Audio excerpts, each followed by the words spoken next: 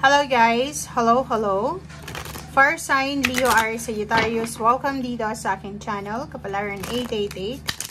Alamin natin kung anong messages, vibration, goodbye, energy, para sa inyong lahat. The general reading, kumuha tayo dito ng 3 cards. Fire sign, Leo, Aries, Sagittarius. Kayong tatlong zodiac signs. Tingnan nyo na lang kung ano yung pwedeng makaresonate sa inyo dito, since it's general reading. Okay. 4 cards nga, diba? Okay, 4 cards para sa mga fire sign, Leo, Aries, Sagittarius, full moon in Taurus, detoxify, talk less, and feel more, step up and lead, forgive. Ooh. So, nakikita ko sir dito, ano to puro lang healing, emotional, spiritual, and financial healing to. Ay, ito sir dito, fire sign, Leo, Aries, Sagittarius, paki-comment sa comment section to kasi imposibleng walang makaka-resonate dito Tingnan mo, full moon in Taurus, sinasabi ng baraha mo na simulan mong mag-detoxify. Detoxification, diet, detoxification, change of lifestyle, healthy lifestyle. Unang-una, physical body natin, hindi na tayo pwedeng lumabas pa. Katawan natin, kailangan mong i-detoxify. If may nararamdaman kang feeling mo mabigat na yung katawan mo or feeling mo hindi maganda yung pakiramdam mo, diet, water diet, detoxify, limit mga oily, sugary, sweets, or kung ano pa man. Basta kung ano yung pwedeng nakakasama sa katawan. Okay? Next is psychological, emotional.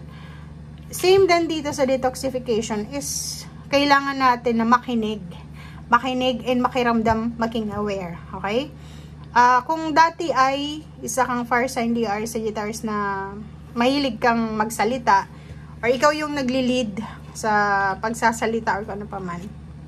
Ngayon daw, subukan mo na makinig, subukan mong maging tahimik, subukan mong alamin, maging aware sa mga nararamdaman, nangyayari ng mga tao sa paligid mo.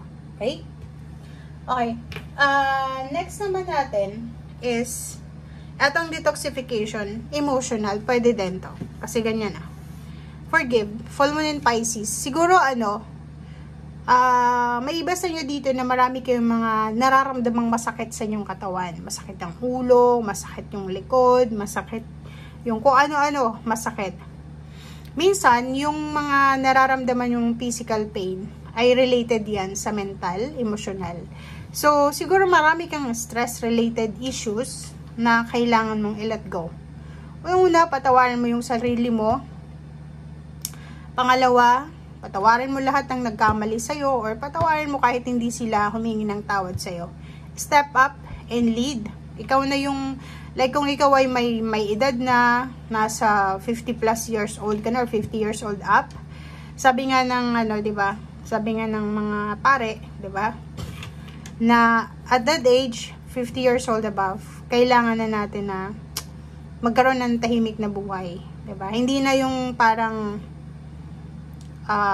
kailangan natin na ipakita na tayo ay magaling, tayo ay yung parang contented life lang and happy life, diba? So, yun yung sinasabi ng baraha. Okay? So, yun.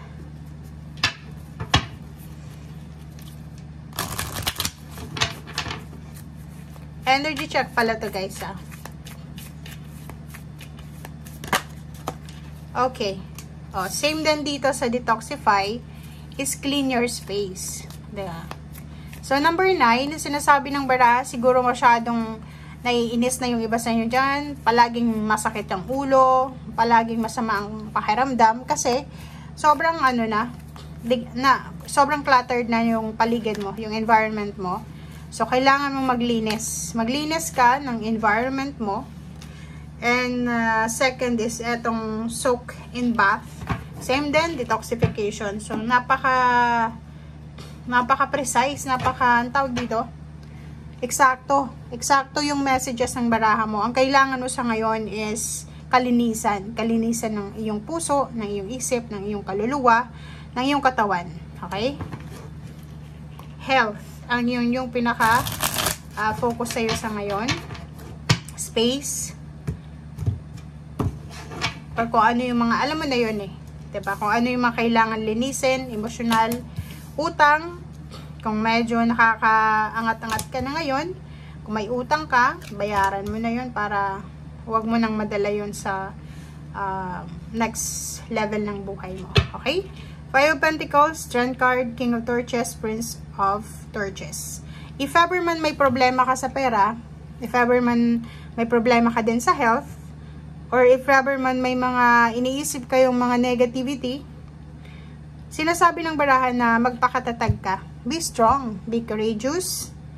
And yung King of Torches na to is parang sinasabi sa'yo na hanggat buhay ka, hanggat may motivation ka, hanggat may inspiration ka, go lang ng go, diba? Nasa fire sign to eh. Fire sign. Pag sinabing fire sign, go for the gold. Go wild, diba? So, gagawin mo yung lahat para makuha mo kung anong gusto mo. Relationship. If ever man na gusto mong magkaroon ng relationship, single ka, go, diba? Next card is Six of Swords. Oh.